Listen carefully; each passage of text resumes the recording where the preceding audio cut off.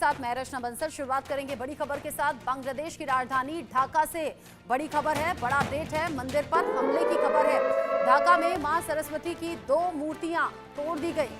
कट्टरपंथियों ने मंदिर पर हमला किया और अब 2 मूर्तियां यहां पर मां सरस्वती की तोड़ी गई हैं। आपको ये भी याद दिला दें कि बांग्लादेश में पहली घटना नहीं है, इससे पहले भी लगातार अल्पसंख्यकों को निशाना बनाया जा रहा है, धार्मिक स्थलों को निशाना बनाया जा रहा है, मंदिरों में खास तौर से तोड़फोड़ हो रही है, मूर्तियों को तोड़ा जा रहा है। और अब बांग्लादेश से एक और तस्वीर सामने आई है। राजधानी ढाका की ये तस्वीर है, जहां पर हिंदू मंदिर में तोड़फोड़ हुई, मां सरस्वती की 2 मूर्तियां तोड़ दी गई। एक बार फिर से मंदिर पर हमला, एक बार फिर से देवी देवताओं की मूर्ति तोड़ी गई है। यहाँ मां सरस्वती की 2 मूर्तियां तोड़ दी गई। आप समझिए कि राजधानी ढाका का ये हाल है, तो अंदाजा आप लगा सकते हैं कि बांग्लादेश में बाकी हिस्सों का हाल क्या होगा। ढाका में मंदिर पर हमले की खबर है। तस्वीरें आप देखिए, मंदिर में टूटा फूटा सामान, बिखरा सामान, पूजा का सामान दिखाई पड़ रहा है। टूटी जो मूर्तियां हैं वो यहाँ वहाँ बिखरी पड़ी हैं। इस घटना के सामने आने के बाद जाहिर सी बात है एक बार फिर से अल्पसंख्यकों के जरिए आवाज़ उठाने की कोशिश, लेकिन ऐसा लगता है बांग्लादेश के पिछले कुछ दिन के हालात देखकर कि आवाज़ उठाने का ना कोई औचित्य है, ना कोई लोगों की सुनने वाला है। लगातार इस तरह की घटनाएं बढ़ रही हैं। कट्टरपंथियों ने मंदिरों में फिर से तोड़फोड़ की घटना को अंजाम दिया है और यहाँ तोड़फोड़ के बाद बिखरे हुए सामान की तस्वीरें जो आप टीवी स्क्रीन पर इस वक्त देख रहे हैं। रैनिक दत्ता इस खबर को लेकर ज्यादा अपडेट के साथ जुड़ गए हैं, इंडिया न्यूज संवाददाता मेरे साथ। रैनिक, बांग्लादेश में एक बार फिर से हिंदू मंदिरों पर अटैक हुआ है, कट्टरपंथियों ने एक बार फिर से मूर्तियों को तोड़ा है, जिसकी तस्वीर हम देख रहे हैं। सवाल ये सब रुकेगा कब? घटनाएं लगातार बढ़ रही हैं, लगातार सामने आ रही हैं, वो भी तब जब अमेरिका में पीएम मोदी और डोनाल्ड ट्रंप की मुलाकात हुई है।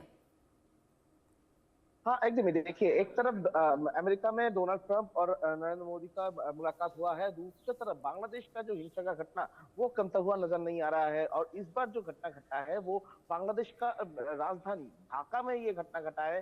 ढाका में सरस्वती मंदिर में हमले का घटना घटा है, जिसमें 2 मूर्ति थे मंदिर के अंदर में, उसको तोड़ दिया गया है, ऐसा तस्वीर भी सामने आया है। और ये देख के एक चीज लग रहा है कि कट्टरपंथियों का जो राज बांग्लादेश में जारी है वो कम करने का कोई कोशिश मोहम्मद यूनुस की तरफ से हो या इंटरिम गवर्नमेंट की तरफ से नहीं किया जा रहा है। क्योंकि इससे पहले भी दिखाई दिया था, बहुत सारे बार जो हिंदू मंदिर है उनके ऊपर टारगेट किया जा रहा था, जो हिंदू परिवार है उनको पूजा देने पर पाबंदी लगाया गया था, पूजा जो देने जाएंगे उनके ऊपर हमले का घटना भी घटा है। और उसके साथ साथ हिंदुओं के ऊपर लगातार हमले का घटना बांग्लादेश से सामने आया है। और इस बार भी जब बांग्लादेश का ये पूरा मुद्दा को लेकर बार बार से हर एक जगह में प्रोटेस्ट चल रहा है, बांग्लादेश में भी इंटरनल प्रोटेस्ट चल रहा है, आवामी लीग की तरफ से प्रोटेस्ट किया जा रहा है। ठीक इसी सिचुएशन में मोहम्मद यूनुस की तरफ से कोई स्टेप नहीं लिया जा रहा है। अगर देखा जाए तो अगस्त महीने से लेकर लगातार फरवरी महीने तक अभी तक जो हिंदुओं के ऊपर हमले का घटना लगातार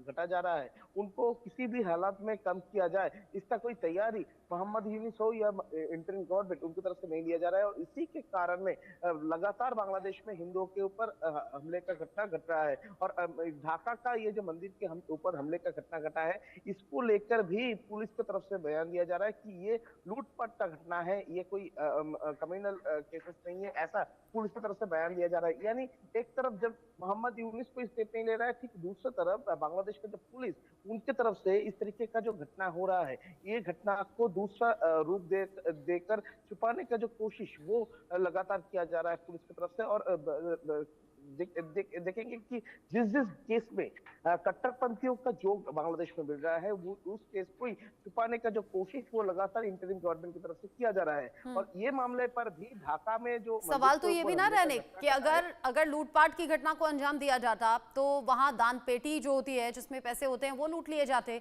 या अगर महंगी मूर्तियां हैं तो मूर्तियां साथ ले जाते, या मूर्तियों को जो गहने पहनाए जाते हैं वो ले जाते।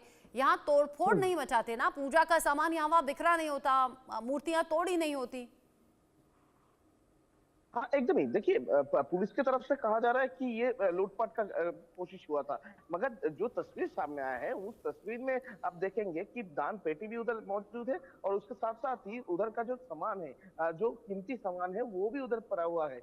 यानी जो लोग उधर अंदर पहुंचे थे, जो लोग अंदर जाके ये तोड़-फोड़ किया, उनका मेन टारगेट ही था कि जो मूर्ति है, उस मूर्ति को तोड़ा जाए। यानी एकदम मेंटालिटी सेट करके आए थे कि जो सरस्वती मूर्ति है उनको तोड़ा जाए और इसी वजह से जिस तरीके से मूर्ति के ऊपर हमले का घटना घटा है, जिस तरीके से मूर्ति को तोड़ा गया है, वो तस्वीर भी सामने आ रहा है और वो तस्वीर से ही एकदम स्पष्ट हो जा रहा है कि किस तरीके से वो लोग आए थे और इसी से एकदम साबित होता है कि पुलिस की तरफ से इस तरीके का जो ये घटना को छुपाने का जो कोशिश वो पुलिस अभी कर रहे हैं, क्योंकि इस तरीके का घटना लगातार घटने की वजह से ही बांग्लादेश का जो नाम, बांग्लादेश का जो इंटरिम गवर्नमेंट का तस्वीर वो खराब हो रहा है और इसी के कारण बांग्लादेश के इंटरिम गवर्नमेंट एकदम लगातार कोशिश कर रहे हैं कि अगर कोई क्रिमिनल केसेस हो, अगर कोई क्रिमिनल वायलेंस हो, उसको जल्द से जल्द छुपा दिया जाए और इसी के कारण पुलिस की तरफ से इस तरीके का जो वो कहानी रचा जा रहा है ये घटना के पीछे।